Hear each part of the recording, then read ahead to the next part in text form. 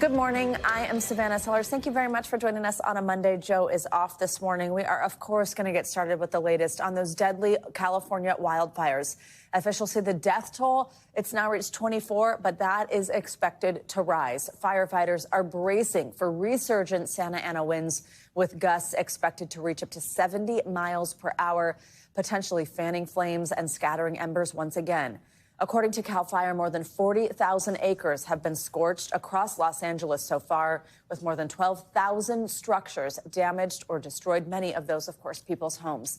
In an exclusive interview with NBC News, California Governor Gavin Newsom spoke to our Jacob Soboroff about this historic nature of this disaster. In your opinion, is this or will it be the worst natural disaster in the history of the United States? I think it will be in terms of just the costs associated with it. In terms of the scale and scope. We have team coverage of the wildfires in just a few moments. Meteorologist Michelle Grossman will have the latest on the winds that are fueling the fires and expected to get worse. And we'll hear from one of the firefighters, one of the heroes on the front lines. But we're going to get started with NBC's Morgan Chesky.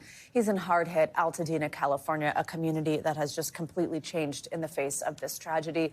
Morgan, good morning. You've been doing incredible reporting from this area since this disaster started. What is the scene like at this point there this morning? Yeah, Savannah, a very stark scene here in the Altadena area where we have entire neighborhoods that, as you can see behind me, have been reduced to rubble. This, unfortunately, not the exception to the rule. And some key things to point out that have transpired over the weekend. You mentioned this ongoing firefighting effort. I think entering this weekend, firefighters had crossed their fingers that the winds would die down and allow them to make some significant progress on this fire. That's happened to a degree. We are now 27% contained here on the Eaton fire. To the west of us, the Palisades fire now 11% contained. And while that's certainly encouraging progress, firefighters did tell me that the winds did not die down as much as they originally anticipated over the weekend, and the fire was still acting incredibly unpredictable at times. They had to make a very strong stand to keep it from going through a canyon that would have allowed it access to the heavily populated San Fernando Valley. So the concern right now, Savannah, is that despite the progress, those winds are expected to pick back up today, potentially into tomorrow. We know a red flag warning extending all the way till Wednesday right now. So even though we have this incredible surge of firefighting resources that have arrived really en masse over the last 72 hours or so, their work is still very much cut out for them in the days ahead here. Savannah? Morgan, as I mentioned a moment ago, the Santa Ana winds, they are expected to pick back up overnight and then last through at least Wednesday. That obviously has a major impact on fighting these fires.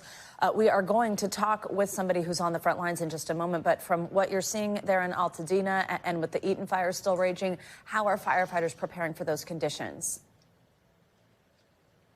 Well, I think the most clear impact that we see when those winds pick back up to a significant degree is that we really lose the assets that the airdrops have provided, or the benefits, rather, because we saw videos earlier on in this firefight of the helicopters, of the fixed wings that really, in some cases, couldn't even fly because it was too windy. And even if they were flying and they dropped the water, it was blown off target by those incredibly strong winds. And ground crews, of course, will put up as good a firefight as they can, but it has to be kind of a combo firefight, particularly with a blaze as fast-moving as this one. So that's certainly top of mind for these crews.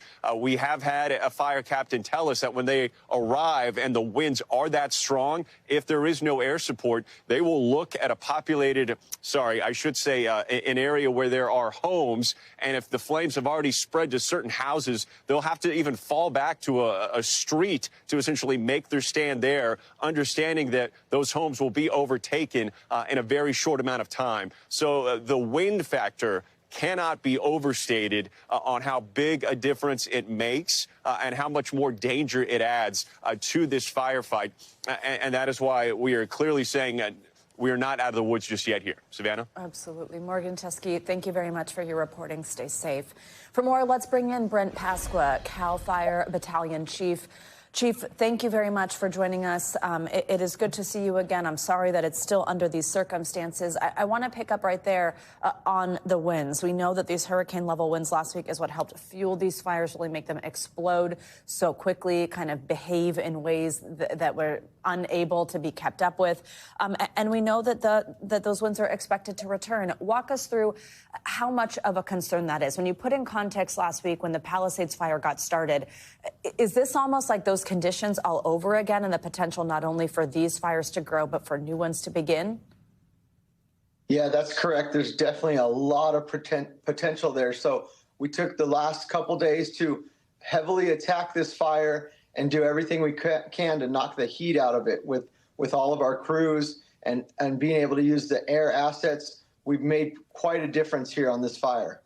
Yeah, walk us through that progress. What were you able to do over the weekend? And maybe explain, I know there is a certain percent on both the Pacific Palisades fire as well as the Eaton fire that is contained. Maybe explain exactly what containment means, how it's good news when we hear that there is a level of containment, but it does not mean that the fires are out by any means. But tell us what you were able to do over this weekend.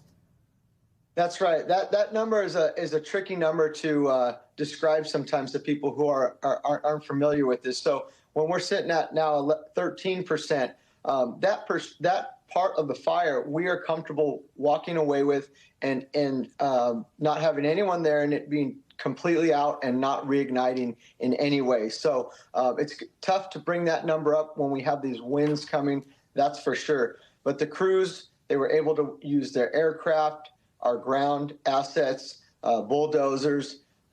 We've been out there right on the front lines, right on the fire lines, if you will, trying to find any hidden heat. Yesterday, I was hard-pressed to find any smoke on this fire, but that doesn't mean it's out by any means. There's a lot of heat in the earth, in the ground, just below the surface. So firefighters have been out there the last couple days hustling to get all the heat out so that when these winds do surface, there's no embers or hot coals that can blow over our fire lines. Can you explain that a little further, Chief? I think as people who are not familiar at all with how to fight a fire, we just think there's flames, there's any type of fire, therefore there is heat. What do you mean by take the heat out of it? Right, so it's very misleading when you say 13%. Even though I couldn't find any smoke yesterday on this fire, there's still a lot of heat that's hidden just below the surface. So it's our job to do what we call mopping up. We'll dig up just below the surface, put water on it, make sure it's out, make sure it's cool to the touch.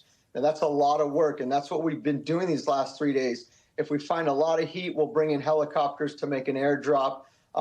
And then we've also, the fire lines, we also have painted with that fire retardant. So that's an extra layer of protection there. And then the communities nearest these fire lines, we brought in a surge of resources so that we have engines in those neighborhoods, sometimes one engine to a house.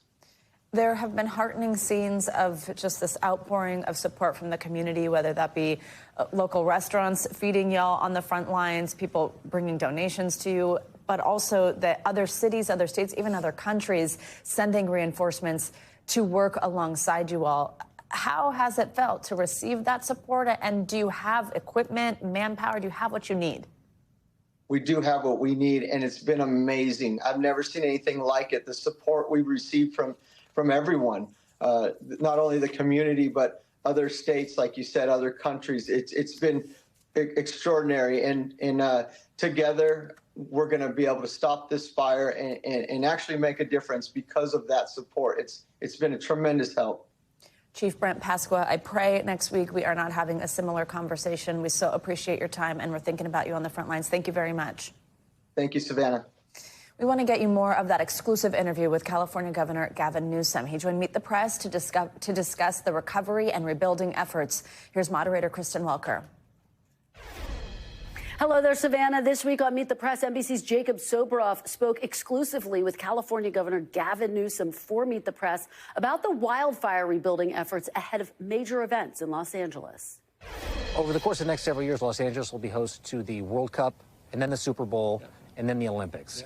With this rebuilding effort needing to take place, is LA going to be ready for all of those global events? My humble position and it's not just being naively optimistic. That only reinforces the imperative moving quickly, doing it in the spirit of collaboration and cooperation. President of the United States, Donald Trump, to his credit, was helpful in getting the Olympics to the United States of America, to get it down here in LA. We thank him for that. This is an opportunity for him to shine, for this country to shine, for California and this community to shine. The opportunity with all of that and all that opportunity and that pride and spirit that comes from not just hosting those 3 iconic games and venues, but also the opportunity, I think, to rebuild at the same time. And that's why we're already organizing a Marshall Plan. You can see the full interview and a lot more at meetthepress.com. You can also get more Meet the Press here on NBC News Now every weekday at 4 p.m. Kristen, thank you. And our thanks to Jacob for that exclusive. Well, for more on the situation in California, we'll also talk about across the country. Let's get a check on your Morning News Now weather with meteorologist Michelle Grossman. Michelle, good morning. Of course, these winds returning, that is the big concern. Yeah, that's right. Hi there, Savannah. We have that daunting situation ahead of us once again. A little break over the weekend, but we're starting to see those winds ramp up, really ramping up later on today into Tuesday, also Wednesday. So we could see a similar situation to what we saw last week. 10 million people at risk. We have red flag warnings extending from places like Santa Clarita, Malibu, Santa Ana, Temecula, Escondido, down to Campo. We're looking at winds gusting up to 50, even 70 miles per hour. That's going to fan the flames, and it will also ignite some more fires. We're looking at humidity levels, bone dry still, 8 to 15%. We have a big area of high pressure off the coast that is pumping in dry air. We're looking at those northeasterly winds. That's a dry wind. And as it reaches the ground and kind of warms up as well. Now, this is new. We have a particularly dangerous situation that was issued by the LA office of the National Weather Service. It was issued last night. This is for through Wednesday. And that's because we're looking at extremely critical fire conditions once again. High risk for large fires with explosive growth, just like we saw last week. And we're looking at places like Fillmore, Westlake Village, San Fernando, Malibu, also Pyramid Lake. Places like that need to be on high alert. I'm sure they already are. You need to follow your evacuation plans if you get them from your county officials. So for today, we have an extreme risk. That's where we're looking at the pink color. We also have a critical risk, the red color, and then the elevated risk is in the orange. That's going to be the same story as we go throughout tomorrow. Not much relief on Tuesday, not much relief on Wednesday. So this is what tomorrow looks like. Glendora, Santa Clarita, Thousand Oaks under an extreme risk. Once again, tomorrow, we're looking at that elevated risk just north of Santa Barbara, Big Bear Lake, Riverside, places like Escondido as well. We're going to watch this very closely over the next several days. These are the fires that are burning. The Eaton fire, 27% contained. The fire chief did a really great explanation of this. Palisades fire, 13%. Hearst fire better at 89%. But we're going to watch these fires and then hopefully not see additional fires. Winds gusting right now anywhere from 10, 20, 25 miles per hour. Look what happens as we go throughout time, though. We're going to see these ramp up, and they're going to be sustained gusts for a longer time. So we're looking at winds gusting up to 54 miles per hour in some spots, up to 60 in others. And then as we go throughout tomorrow, that's going to be the same story as well. Of course, that's the big story this week, Monday, Tuesday, Wednesday. We're also looking at bitterly cold temperatures, dangerous chill as we look at the northern plains, the upper Midwest. Temperatures in the single digits in some spots, below zero in others. Minneapolis today, 6 degrees. That's 18 degrees below normal. Notice that chill extends all the way down to the southern plains. We're looking at Corpus Christi in the low 60s, New Orleans, 55, 49 in Jacksonville. Tomorrow, we're going to see that cold spread back into the northeast, parts of the mid-Atlantic once again. New York City just at the freezing mark tomorrow, below freezing in Charleston, West Virginia, 25. And look at those 40s in Huntsville, Charlotte, Charleston, 54, Albany, 55. And we're going to stay chilly throughout later part of this week as well. New York City, 33 on Wednesday, 32 on Thursday, 39 on Friday. Watching the chance for some snow, too. We're looking at that snow falling in the Great Lakes. So we do have winter alerts along the Great Lakes. Could see a little bit of snow, too, in the interior parts of the Northeast. So the chill is there. That's going to set the stage for some snow. But, of course, we're going to continue to talk about this fire threat. Absolutely. It's just so tough to see. And like I had just said with the chief, the fact that the conditions are similar to what started this and then fanned it in the first place is so concerning. Michelle, thank you. So scary, yeah. It is. All right. We'll see you next hour. Well, let's get to politics now. And as expected, Special Counsel Jack Smith resigned from the Justice Department over the weekend. Smith led 2 federal investigations against President-elect Donald Trump. one into alleged attempts to overturn his 2020 election defeat, and then the other into allegations that he mishandled classified documents. We might remember this. Both cases were dropped after Mr. Trump won the recent election. That's because of a long-standing Justice Department policy not to prosecute a sitting president. However, Smith did submit his final report before resigning. NBC News Justice reporter Ryan Riley joins us on this now. Ryan, good morning. So Smith's resignation, it was widely expected to happen ahead of President-elect's inauguration next week. But just walk us through why that is. Why would he step down? Sure. Well, I mean, the investigation was going to wind down before Donald Trump took office, just because they could not go forward with this prosecution with Donald Trump in office. So theoretically, this would be a situation where the special counsel would continue on and continue prosecuting a case. It wouldn't necessarily end just because there was a change in administration. But in this case, because it's the sitting president of the United States, there's this longstanding Justice Department policy that the sitting president of the United States cannot be charged, nor can he be on trial, Savannah. During the campaign, Mr. Trump had attacked Jack Smith, often by name, as our viewers might remember, saying he should be thrown out of the country.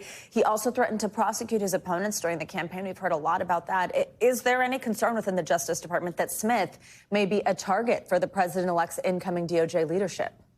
Yeah, there's definitely that concern. I mean, the issue is that there's really no crime that you could credibly charge him with, right? So you have to get that past a grand jury, and you'd also have to get Justice Department employees that Donald Trump would appoint to agree to go along with that and to pretend that there was something to investigate here. So I think that that's really the hurdle that would prevent this from happening in the first place. All of this took place, in D.C. So also, or most of it took place in D.C. Theoretically, I guess some of it took place in Florida, but there's just not a criminal statute that we're really referring to. This is just sort of one of the things that Donald Trump throws out, where he thinks, a lot of his political enemies should be thrown away in prison. So, Ryan, the big question here, those reports, where do things stand on them being released? Do we expect to see any part of them before Mr. Trump's inauguration or ever? Those reports, yes, we do expect them to be released, or at least one of them to be released, volume 1 to be released. And that could come very quickly, honestly, because right now there is a holdup because a Trump-appointed judge in Florida, Judge Eileen Cannon, has put this ban on releasing them, even though she really didn't have any jurisdiction over the issues at hand. So there's just the question of when the Justice Department is legally allowed to release those without that holdup from Eileen Cannon. When that holdup drops from Eileen Cannon through whatever means, we could see those reports very quickly, or report very quickly. Yesterday, we got some comments from Vice President-elect J.D. Vance about who he thinks should be pardoned from the January 6th rioters. What is he saying? Yeah, what was immediately clear to me is that J.D. Vance understands these cases a lot better than Donald Trump does, because it was abundantly clear that Donald Trump really didn't understand. Let's take a listen to what J.D. Vance had said. If you protested peacefully on January the 6th and you've had Merrick Garland's Department of Justice treat you like a gang member, you should be pardoned. If you committed violence on that day, obviously you shouldn't be pardoned. And there's a little bit of a gray area there. So he's separating, obviously, the violence from the nonviolence there. I think the question is, when he's talking about, the people who are treated like gang members, remember, not that many people who are nonviolent are still in prison or have even, really were given prison in the first place. A lot of the nonviolent folks were just given sentences of probation if they simply walked into the Capitol building. But there are those individuals who were actually part of gangs, the Proud Boys, for example, the Oath Keepers, for example, whose cases were handled differently because they were involved in this conspiracy, and that's what ultimately resulted in longer charges. So we should see how those pardons ultimately played out in just over a week here. All right. Ryan, thank you very much.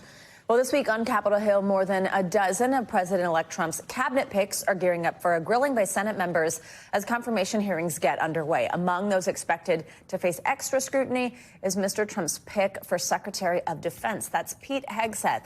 His hearing gets started tomorrow. We have the host of MSNBC's Way Too Early, Ali Vitale, joining us now. Love getting to intro you that way, Ali. Good morning. So we know Hegseth has faced these allegations of sexual, financial misconduct, alcohol abuse. Now, he denies all of that, but how much of an uphill battle is he expected to face tomorrow?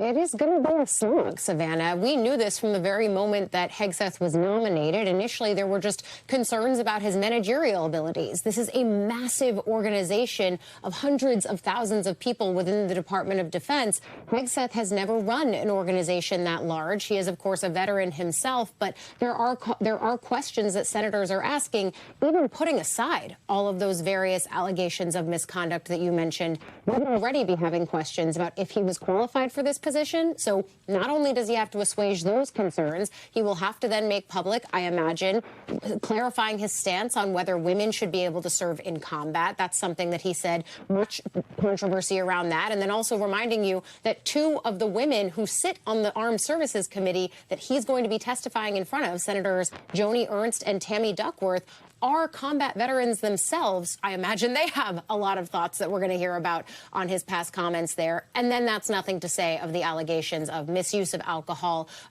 abuse of funds when he was running a veterans organization, and then the sexual assault allegation out of California. Of course, charges were not brought there, but many people have read that report, myself included, many members on the Hill, a lot of questions that they're going to be asking. Ali, in addition to all that information, we do know two leading members of the Senate Arms Committee, they got Hegseth's FBI background check. What do we know about that, and will other senators have a chance to see the report before the hearing? They're going to try. It's coming late in the game here. At this point, we know that the background check was completed at the end of last week, that the two top members of the committee have been able to get their hands on it, and they have been able to read it. But Democrats specifically have two concerns. One, the fact that they haven't seen it yet. They would very much like to. But two, the level of comprehensiveness within that background check. We listed and detailed some of the allegations against Hegseth. I know Democratic senators that I've spoken to think there might be more there on a variety of those allegations, so they want to pull on those threads. They were hoping that the FBI background check would be a way for them to do that, to be able to get more information before the confirmation hearings. Regardless, they would just like to see what's in this report. At this point, it's not clear that they'll be able to do that. But let me make clear, it's not just Democrats who would like to see it. Republican senators have been clear that this is going to be a key part of the way they figure out if they can get to yes on Hegseth, and if there's things in the background check that either assuage their concerns or amplify them. And Ali, what other confirmation hearings are you keeping an eye out for? There is a lot going on this week. Truly buckle in for the start of confirmation battle season, because you start off with Hegseth.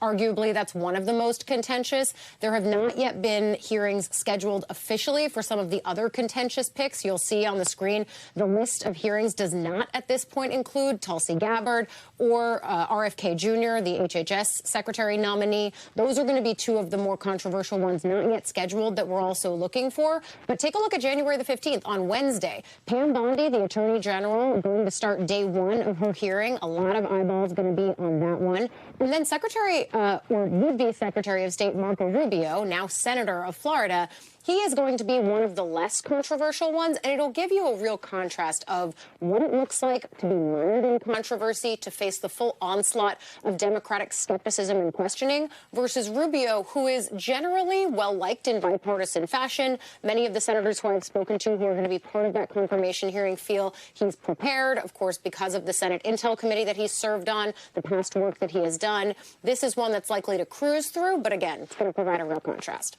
Thanks for watching. Stay updated about breaking news and top stories on the NBC News app, or follow us on social media.